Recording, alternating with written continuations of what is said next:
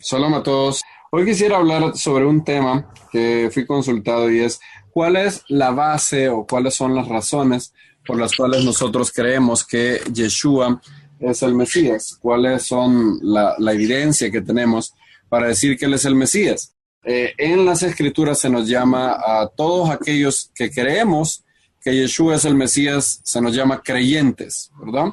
Y es que necesitamos fe, de hecho, para creer que Yeshua, a pesar de que no lo vemos ahora, reinando a las 12 tribus de Israel, reinando sobre todo el mundo desde Jerusalén, Él será el Mesías que vendrá y que restaurará a las 12 tribus y hará todas las cosas que las funciones mesiánicas le requieren. ¿Por qué creemos que Él es el Mesías y que será el Mesías que vendrá a hacer que Israel pueda cumplir su misión profética y restaurar a todo el mundo para la adoración del Todopoderoso? Bien, cuando pienso en este tema, se me vienen cuatro cosas principalmente. Esas cuatro cosas formaron parte del capítulo del libro que hice juntamente con mi hermano Francisco Hidalgo. Es el capítulo número 10 del libro, y de hecho se titula así: ¿Por qué creo que Yeshua es el Mesías? Y son cuatro razones, no porque sean las únicas, sino porque a mí me parecen las más fundacionales, las más importantes y las que de verdad son el fundamento mismo de por qué creemos que Yeshua es el Mesías. Hay otras razones que se me ocurren, pero esas razones o son derivadas de estas cuatro o son razones que podríamos decir como secundarias, ¿verdad? La primera de ellas, y ustedes pueden encontrar más de esto en el libro, la primera de ellas es la abrumadora evidencia sobre su resurrección. La resurrección de Yeshua es la base de nuestra fe. Pablo dijo: si el Mesías no resucitó, vana es entonces nuestra predicación, vana es también vuestra fe. Eso está en 1 Corintios 15:14. La fe en Yeshua o cae al piso o se mantiene en pie con la realidad histórica de la resurrección. Si la resurrección ocurrió, entonces Yeshua es quien dijo ser, el Eterno respaldó sus credenciales. Si no lo hizo, él y sus discípulos son un fraude y nuestra fe, en palabras de Pablo, es la más digna de lástima. Ahora, la pregunta es: ¿tenemos evidencia contundente a favor de la resurrección? Y la respuesta es que absolutamente sí. La resurrección de Yeshua es el milagro con más respaldo en la historia de la humanidad y numerosas líneas de evidencia se han esgrimido para probar la realidad de la resurrección. Sabemos, por ejemplo, que la resurrección ocurrió por la abrumadora evidencia histórica a su favor. Cuando estamos tratando de ver si un hecho histórico ocurrió, es bueno recordar que los hechos históricos únicamente pueden ser accedidos por medio de evidencia histórica y testimonios. No podemos probar, por ejemplo, que Abraham Lincoln existió en la misma manera que podemos probar que el agua hierve o tiene su punto de ebullición a 100 grados Celsius. Lo segundo es algo que podemos repetirlo. Los hechos históricos son irrepetibles, entonces por eso no podemos probarlos científicamente, sino históricamente. Y la manera en cómo el milagro de la resurrección es probado es por base histórica. Hay muchísimas maneras de probar esto, y hay tres que William Lane Craig, por ejemplo, el gran filósofo y parte del cuerpo del Mesías, ha demostrado que la resurrección puede establecerse a partir de tres hechos históricos irrefutables. En otras palabras, todos los historiadores, ateos, creyentes, agnósticos, admiten que estas tres cosas son ciertas históricamente. Y no lo admiten solamente porque sí, sino porque negarlas es totalmente irracional por mucha evidencia a favor de cada una de estas tres cosas. Número uno, la tumba de Yeshua fue encontrada vacía el domingo de resurrección. Esto fue reconocido por sus discípulos y por sus enemigos. Dos, los emisarios o los apóstoles afirmaron tener encuentros con el Mesías resucitado. Una de estas apariciones aconteció al enemigo de la fe, Shaul de Tarso, y la otra a su hermano escéptico, Jacobo, quien luego sería llamado Jacobo el Justo. Y tres, los apóstoles comenzaron a creer fervientemente en la resurrección desde el inicio del movimiento, soportando toda clase de persecución, odio, incluida su propia muerte. El movimiento creció rápidamente, comenzando en Jerusalén. Estos hechos fueron discutidos, de hecho, por la más grande autoridad en materia de la resurrección contemporánea. Su nombre es Gary Habermas. Él tuvo un debate, lo pueden ver de hecho en YouTube. Él tuvo un debate con un ateo, el ateo más prominente del siglo pasado, Anthony Flew. El debate era sobre la resurrección. Gary Habermas, un creyente, y Anthony Flew, un ateo. El resultado final fue que con el paso del tiempo, Flew dejó de ser ateo por todas las evidencias que Habermas presentó y otras consideraciones que él hizo después. A pesar de que no estoy de acuerdo en todo con algunas cosas que Gary Habermas dice en el debate, la evidencia histórica misma que él presenta es increíble. Y Craig apunta de que estos tres hechos son aceptados como indisputables en la historia, nadie los duda. Y es muy importante esto porque no siempre los antimisioneros, a la hora de hacer dudar a alguien de su fe en Yeshua, siempre empiezan a enfocarse en cosas como estas, como, hey, pero el canon del Nuevo Testamento lo hizo Roma, o pero hay algunas contradicciones en los escritos en el Nuevo Testamento, y varias excusas que ellos presentan para hacer dudar o socavar la fe en Yeshua. Pero algo que llama la atención es que ellos nunca inician negando la resurrección de Yeshua. Es algo que ellos nunca tocan. Y es porque hay mucha evidencia a favor de la resurrección. Por ejemplo, si la tumba de Yeshua no hubiera estado vacía, entonces los enemigos de Yeshua simplemente hubieran sacado su cuerpo y acabado de una vez por todas y para siempre con la fe en resurrección. Los romanos o el Sanedrín saduceo de ese tiempo hubiera agarrado el cuerpo de Yeshua, hubiera trapeado a Jerusalén con él y hasta ahí hubiera llegado a la fe en él. Pero eso no fue lo que pasó. Además de ello, encontramos la aceptación implícita de la tumba vacía en la teoría alternativa que circuló entre los judíos del primer siglo. Por ejemplo, Mateo 28 dice, del 12 al 15, y reunidos con los ancianos y habido consejo, dieron mucho dinero a los soldados, diciendo, decid vosotros, sus discípulos vinieron de noche y lo hurtaron, estando nosotros dormidos. Y si esto lo oyera el gobernador, nosotros le persuadiremos y le pondremos a salvo. Y ellos, tomando el dinero, hicieron como se les había instruido. Este dicho se ha divulgado entre los judíos hasta el día de hoy. Esta fue, de hecho, la explicación alternativa al milagro de la resurrección que fue popular en el primer siglo e incluso se mantenía hasta el segundo siglo. Por ejemplo, vemos en el diálogo con Trifo, el judío, de la obra de Justino Mártir, en donde esta creencia en que en realidad los apóstoles habían robado el cuerpo todavía era popular en el pueblo judío. Incluso en la Edad Media, en la parodia de Yeshua llamada Toldot Yeshu, todavía se dice esa explicación. Cuando hablo de explicación alternativa, es que cuando nosotros está la tumba vacía de Yeshua, ¿verdad? La explicación que nosotros creemos es la que hemos abrazado por fe y por la evidencia testimonial, es que Yeshua fue resucitado de entre los muertos por el poder del Eterno. Ahora, si tú no crees eso, aún tienes un hecho histórico que explicar, porque esa tumba estaba vacía. Y la explicación alternativa más popular fue que los apóstoles habían robado el cuerpo. Si la tumba de Yeshua no hubiera estado vacía, entonces no habría ninguna razón para inventar dicha teoría. En otras palabras, la propia explicación alternativa de que los apóstoles robaron el cuerpo atestigua que en el primer siglo todo el mundo sabía que la tumba de Yeshua fue encontrada vacía 3 días después de muerto. Ahora, si alguien podría preguntarse, ¿no será cierto esto? ¿No será que en realidad los discípulos hayan robado el cuerpo de Yeshua y empezado un fraude al cual hoy nosotros creemos? Y la respuesta es un rotundo no, por lo menos por 4 razones. En primer lugar, los discípulos no tenían ninguna razón para robar el cuerpo. En la teología judía, un colgado de un madero es un maldecido por Dios. Cualquier candidato a Mesías que fuera crucificado era automáticamente descartado. Incluso ellos sabían eso. En Lucas dice que mientras Cleofas y otros estaban caminando, ellos dijeron, ¿cómo le pegaron los principales y nuestros gobernantes a sentencia de muerte y le crucificaron? Pero nosotros creíamos o esperábamos que él era el que había de redimir a Israel. En otras palabras, todo candidato a Mesías que era crucificado era automáticamente descartado por cualquier judío. Eso fue lo que pasó cuando Judas de Galilea dijo que era el Mesías y fundó el partido de Celote, y luego fue vapuleado por los romanos. Nadie nunca más creyó que él iba a ser el Mesías. Entonces, en primer lugar, los discípulos no tenían ninguna razón para robar el cuerpo.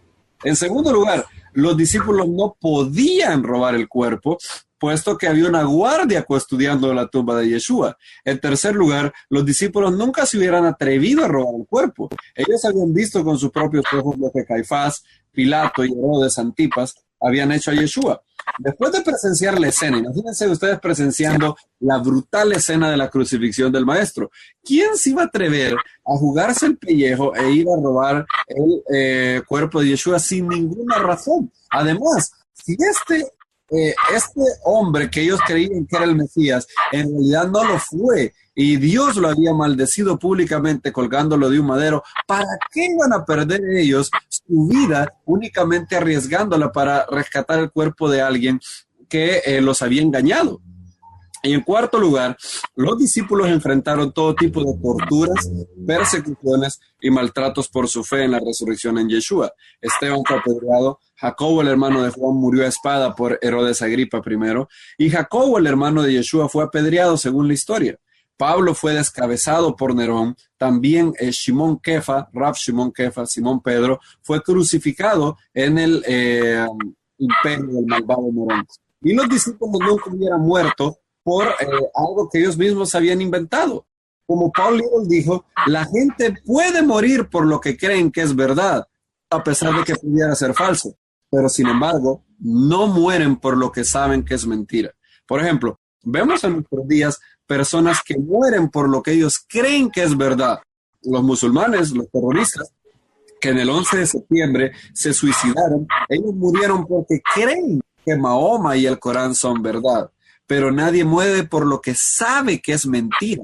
Puede morir por lo que creen que es verdad, aunque es mentira al final. Pero si alguien sabe que algo es una mentira, nadie muere por una mentira que él ya sabe que lo es. Entonces los discípulos sellaron la veracidad de su creencia con su muerte, y ellos le siguieron una larga lista de mártires que fueron brutalmente asesinados en las persecuciones de Nerón y Domiciano.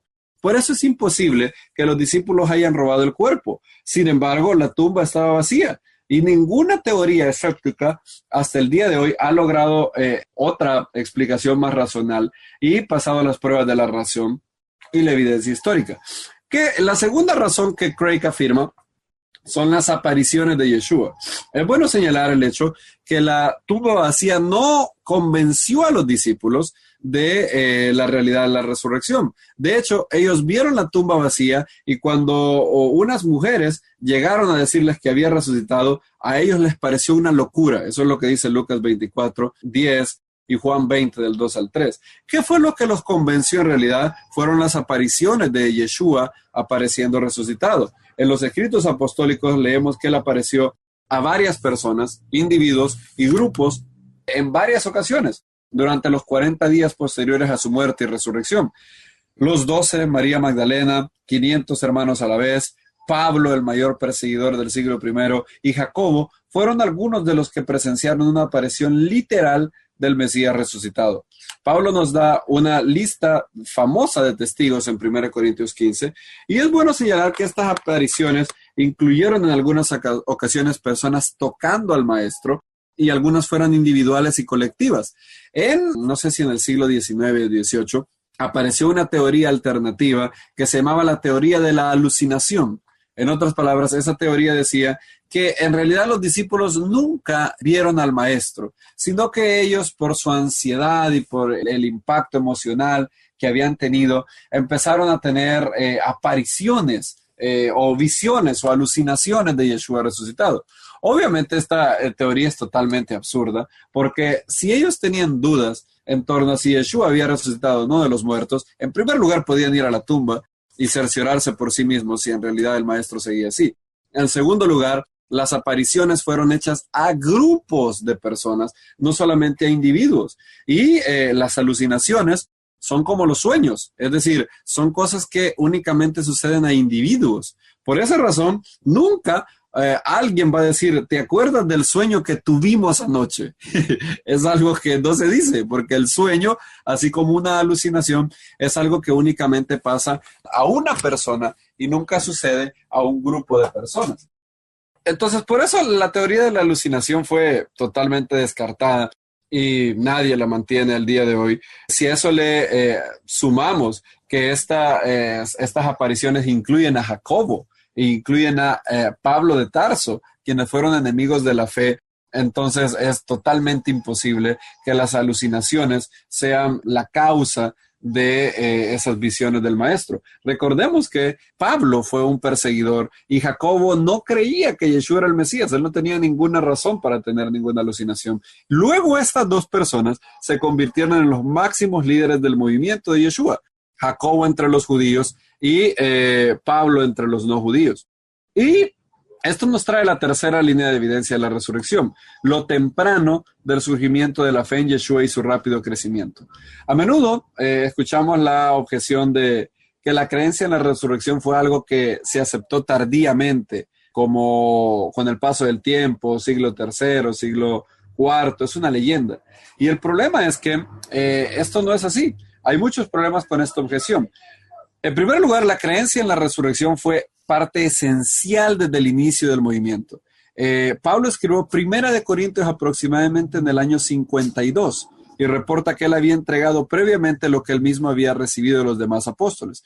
¿Qué era eso? Él dice que el Mesías murió por nuestros pecados conforme a las Escrituras, que fue sepultado y que resucitó al tercer día conforme a las Escrituras. Entonces, desde un periodo muy temprano, sabemos que esta carta fue escrita no más tarde del año 52. La creencia en la resurrección formaba parte de la esencia del movimiento de Yeshua. ¿Por qué es imposible que esto haya sido una leyenda y que esto sea importante? Porque todos los historiadores saben que una leyenda únicamente puede surgir después de la generación de los testigos oculares. Si tratamos de inventar una historia sobre cualquier figura histórica en un periodo temprano, cuando hay miles y miles de testigos oculares, la historia no será creída por nadie porque hay demasiados testigos oculares que nos expondrán como mentirosos. Por ejemplo, si hoy en día alguien, no sé, se me ocurre, no sé qué figura histórica, Hugo Chávez, no sé por qué se me ocurre, pero supongan que un buen día alguien diga que Hugo Chávez en realidad se levantó de los muertos. Él resucitó al tercer día y lo dice hoy, en pleno año 2017. ¿Cuántas personas creerían eso? Bueno, aparte de algunos fanáticos políticos, pero ¿cuántas personas en realidad podrían creer eso? Absolutamente nadie, porque hay demasiados testigos oculares y presenciales que van a exponer eso como una mentira. Todas las leyendas que se conocen surgen 200 o 300 años después de los hechos. Por ejemplo, el holocausto, nadie nunca negó el holocausto en la década de los 50, 60, 70, 80, 90, nadie nunca lo negó. Es hasta ahora que hay gente que está empezando a decir que en realidad el holocausto nunca existió. Hay personas en Facebook o en Internet que se atreven a decir que el holocausto nunca existió hasta ahora. Ahora, ¿por qué es que estas personas, ahora vemos la moda de negar el holocausto hasta el día de hoy? ¿Por qué nadie lo negó en las primeras 5 décadas después del holocausto? La razón es que habían demasiados testigos oculares y demasiado testimonio de personas sobrevivientes del holocausto para negarlo. Afortunadamente, tenemos ahora muchos testimonios y documentación de que el holocausto en realidad existió. Por eso las personas que niegan el holocausto no son exitosos en reconstruir la historia y negar el holocausto, porque tenemos mucha evidencia de que esto en efecto sucedió. Y eso es exactamente también lo que tenemos con respecto a la resurrección de Yeshua y la veracidad de los escritos apostólicos. Tenemos evidencia de testigos oculares que no vinieron 100 años o 200 años después de la resurrección. Fue algo que empezó inmediatamente en el movimiento. Y por eso sabemos que la creencia en la resurrección de Yeshua no es una leyenda, ya que en el primer siglo. Esta creencia no fue algo tardío en el movimiento y había suficientes testigos oculares para respaldar el testimonio de los apóstoles. Aparte de esto, los discípulos de verdad sellaron su testimonio con muertes brutales, soportando torturas, azotes y martirios. Por ejemplo, Flavio Josefo nos cuenta en Antigüedades de cómo Jacobo, el hermano de Yeshua, llamado el Mesías, murió bajo el malvado sumo sacerdote judío Hanán ben Hanán. Él era un sumo sacerdote saduceo. Flavio Josefo lo describe como Hanán ben Hanán, un saduceo sin alma. Esta persona, Hanán ben Hanán, aprovechando que Festo había muerto y que Albino todavía se encontraba en camino a Judea, armó un Sanedrín espurio y apedreó a Jacobo el justo por su testimonio en la resurrección de Yeshua. Entonces, nadie muere por lo que sabe que es mentira, y sabemos que los discípulos genuinamente reportaron la verdad desde un periodo muy temprano y que la creencia en la resurrección no es una leyenda surgida posteriormente. La tumba vacía fue aceptada por enemigos y amigos de la fe en Yeshua. Los discípulos tuvieron apariciones colectivas e individuales del Mesías resucitado. Y la fe en la resurrección fue algo que fue creído desde el inicio mismo del movimiento y no fue una leyenda posterior, como tenemos corroboración histórica de eso. Esas tres cosas son una base muy férrea de que en realidad los discípulos reportaron lo que ellos habían visto. Todos ellos eran judíos que ya eran parte del pueblo de Elohim, no estaban interesados en hacer ninguna otra religión y soportaron todas las calumnias, torturas y persecuciones única y exclusivamente porque habían recibido ese mandato del Mesías mismo, quien los había comisionado para ser testigos de su resurrección y, como dice Lucas 24, predicar a todas las naciones arrepentimiento y perdón de pecados, comenzando desde Jerusalén. Esa es la primera evidencia, la evidencia por la abrumadora realidad de la resurrección. La resurrección de Yeshua es el milagro histórico más comprobable de todos los tiempos, y es una de las bases para creer que Yeshua es el Mesías.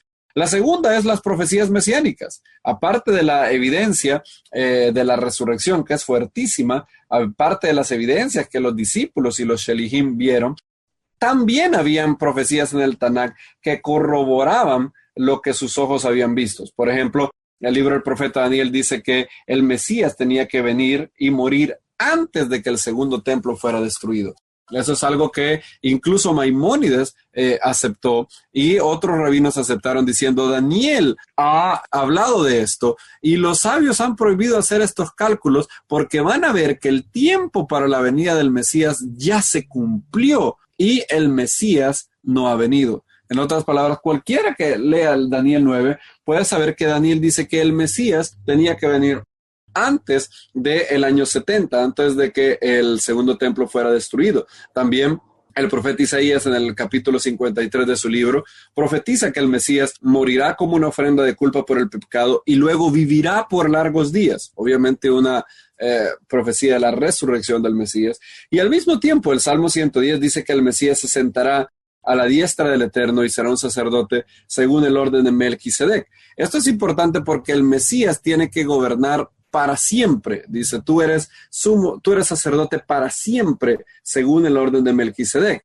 Esto es importante porque nadie que no pueda vivir para siempre, es decir, que pueda tener eternidad, puede gobernar sobre Israel y tener el reino eterno que habla Daniel 7. Únicamente alguien que ha sido investido de inmortalidad puede ser el candidato para el Mesías.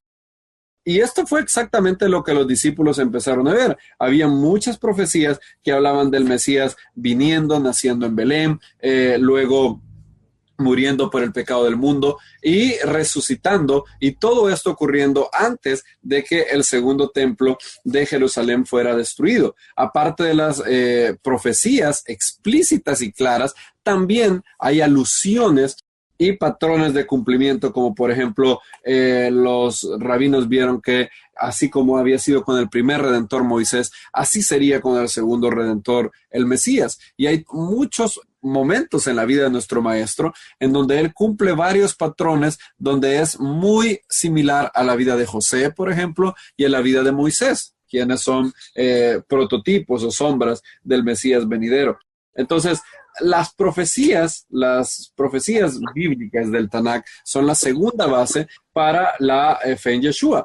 La tercera es el testimonio del Espíritu del Eterno en nosotros. Los rabinos decían, como dije en el audio pasado, que en los días del Mesías, el corazón del hombre iba a experimentar una regeneración. Quitaré el corazón de piedra y pondré un corazón de carne. Shimon Kefa dijo ante el Sanedrín: a este exaltó Dios con su diestra como príncipe y salvador, para dar a Israel arrepentimiento y perdón de pecados. Nosotros somos testigos de estas cosas, y también el Espíritu del Eterno, el cual ha dado Elohim a los que le obedecen.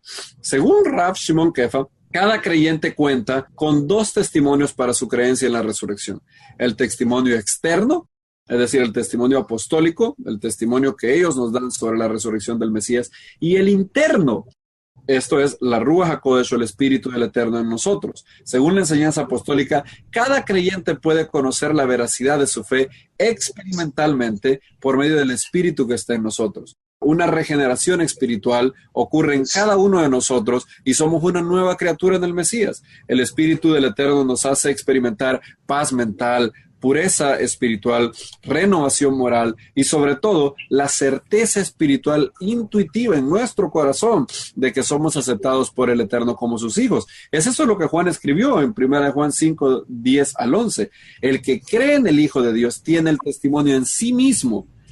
¿Y cuál es ese testimonio? Dice él, que Elohim nos ha dado vida y esa vida está en su Hijo. Según Juan, cada creyente en Yeshua, cuando nosotros nos arrepentimos de nuestros pecados y experimentamos la regeneración espiritual, tenemos el testimonio en nosotros mismos. Tenemos un testimonio espiritual que nos confirma que tenemos vida eterna y que el Eterno nos acepta como sus hijos. Este testimonio está habilitado para cualquiera que decida entregarle su vida a Hashem y aceptar el regalo, la vida eterna en Yeshua, puede experimentar esto. Y todos nosotros, todos los que hemos nacido de nuevo, hemos experimentado esa increíble regeneración. Eso que Yeshua, hablando con Nagdimón o Nicodemo, dijo: te es necesario nacer de nuevo.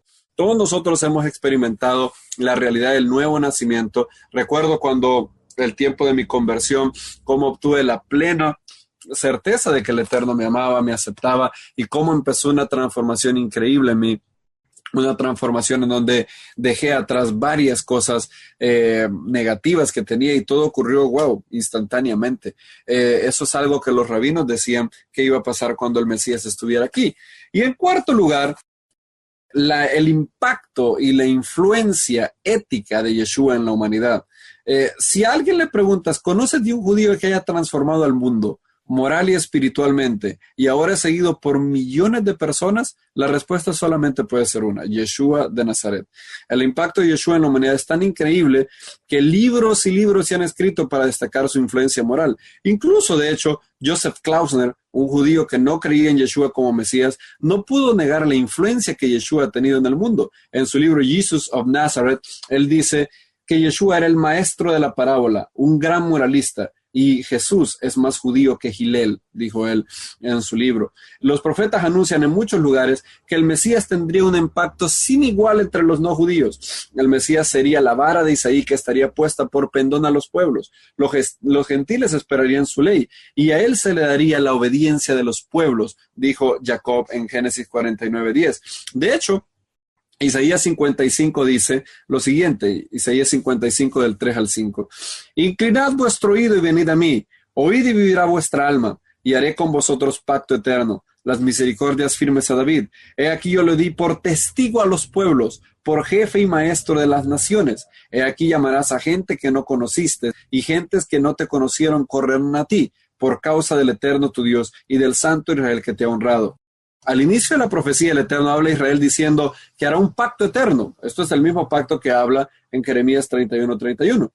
Luego, de hecho, dice que el Mesías será puesto por testigo a los pueblos, maestro a las naciones, gente que nunca había oído hablar del Eterno, gente que no conocía de Israel, de Jerusalén, correrían a aprender del Eterno para su vida. El Eterno haría que el Mesías sería puesto por testigo a los pueblos y líderes de las naciones. Por tanto, el Mesías tenemos que esperar que cuando se manifieste, gente que nunca ha conocido al Eterno venga a él con una cantidad inigualable. Esta sería una señal inequívoca de quién es el Mesías, lo que él causaría en las naciones. Como dijimos en el audio pasado, Rabbi Levi Ben Gershom Gersónides o Ralbach dice que Moshe iba a traer a una nación a adorar al Dios de Israel, pero el Mesías iba a traer a todas las naciones a adorar al Dios de Israel, y por eso él sería un profeta aún más grande que Moisés. Y es bueno resaltar aquí que aquí no estamos hablando de personas que habían conocido al Eterno y se habían apartado de él. Lo que Isaías dice que cuando el Mesías se manifieste, gente que no conociste, gentes que no te conocieron correrán a ti por causa del Eterno tu Dios y del Santo Israel que te ha honrado.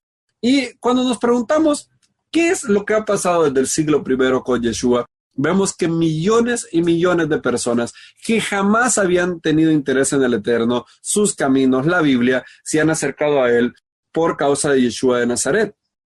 El impacto de Yeshua ha sido tan grande que convirtió el mundo en una humanidad que en su gran mayoría ya conoce al Dios de Israel y la Biblia. En él ciertamente las cosas ya recibieron su ley, como dijera el profeta Isaías. Ninguna figura descendiente de David en el pasado ha igualado la increíble influencia ética y moral que Yeshua ha tenido. El mundo, moralmente hablando, era de un modo y antes de Yeshua y después de él era totalmente distinta con la influencia que él ha tenido. Ciertamente han habido personas que han dicho ser sus seguidores y lo han representado muy mal, pero eso no quita en nada la influencia general, mundial que Yeshua ha tenido. De hecho, el gran rabino creyente en Yeshua del siglo XIX, Isaac Lichtenstein, quien fue el rabino del distrito de Tapioceli, Hungría, él decía que la influencia de Yeshua había sido tan grande que cuando él miraba el testimonio de gentiles creyentes en él, era algo que le llamaba sumamente la atención. Por ejemplo, Isaac Lichtenstein escribe en un libro, el nombre de ese libro es Entreating the Jewish People, está citado en The Everlasting You en la página 84, es un libro que Jordan Levy y Daniel Lancaster hicieron traduciendo los escritos de Rabbi Lichtenstein en inglés. Y yo he traducido al español ese libro con el permiso de Fear Fruit of Zion. Y Rabbi Lichtenstein dice esto: admiren a esas nobles mujeres cristianas, quienes en lugar de frecuentar lugares de entretenimiento, conciertos y cosas similares, visitan hospitales, atienden a los enfermos, vendan heridas y todo por causa del Mesías. Ellas se aventuran en noches sombrías, en antros de vicio para levantar al caído, para salvar al tentado de destrucción y conducir a las errantes a la virtud y a Dios. ¿Por qué es que se hace tanto alivio para los pobres? ¿Por qué es que la discriminación de clase y raza está desapareciendo? ¿De dónde vienen los hogares para pobres y ancianos, los orfanatos, los hospitales, los comedores populares, las incontables instituciones para aliviar el sufrimiento y traer sanidad a los enfermos, que alivian a los que están olvidados en miserias? ¿No son todos estos testigos convincentes del amor y la bondad cristiana? ¿Cuál es el origen? Nunca fueron conocidos en Roma o en Grecia antes del Mesías. Lichtenstein en su libro dice que el cristianismo tiene muchas cosas malas. Él dice que había muchos cristianos que representaban sumamente mal a la fe en Yeshua. Por ejemplo, él dice en otro de sus libros: pero no ha habido en el pasado, y todavía los hay, suficientes judíos quienes, llenos de envidia y desconfianza, se esforzaron para despojar a su hermano de honor y que arrebataron incluso la escasa comida de su boca. Y me responden: es que esos no son judíos de verdad, esos son malvados, esos son solamente judíos de nombre. Pero te digo, dice él, en la autoridad de la clara enseñanza de los escritos apostólicos, que los cristianos que no aman a los demás, aquellos cuyos corazones no palpitan en amor y hermandad por su prójimo, sin importar su clase o raza, que son vengativos o hacen mal de cualquier clase, son cristianos de nombre solamente. Lichtenstein entendió perfectamente que los cristianos que odiaban al pueblo judío, tomaban venganza, carecían de obras de bondad, hacían esto a pesar de Yeshua y no por causa de Yeshua.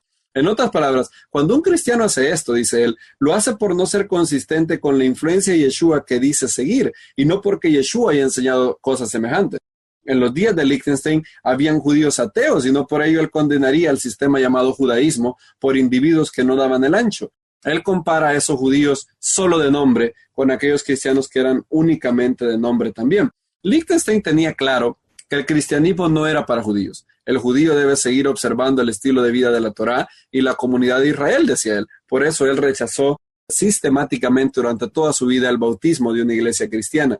Él murió siendo judío y está enterrado en el cementerio de Hungría, el cementerio judío de Hungría. Pero Liechtenstein consideraba que el cristianismo, una vez purificado de los errores históricos que tiene actualmente, podría ser un movimiento sano entre no judíos creyentes en él. La ética moral y el impacto espiritual, las altas enseñanzas de Yeshua y su impacto en la humanidad era algo que no se podía negar. El impacto de Yeshua es inigualable y su luz brilla con fuerza siglo tras siglo. Por eso es que creemos que Él es el Mesías, el pendón de los pueblos, aquel ante quienes la gente se congregan, la vara de Isaí, que es buscada por la gente, y millones en el mundo testifican de esta realidad. Cuando el Mesías viniera, los pueblos, los gentiles, se volcarían a la adoración del Dios de Israel, y no hay ninguna figura descendiente de David que haya logrado esto en el pasado. Y muy difícilmente alguien podría hacerlo en el futuro, porque ya la mayoría de la humanidad ya conoce de la Biblia, ya conoce del Dios de Israel, ya conoce sobre la Torá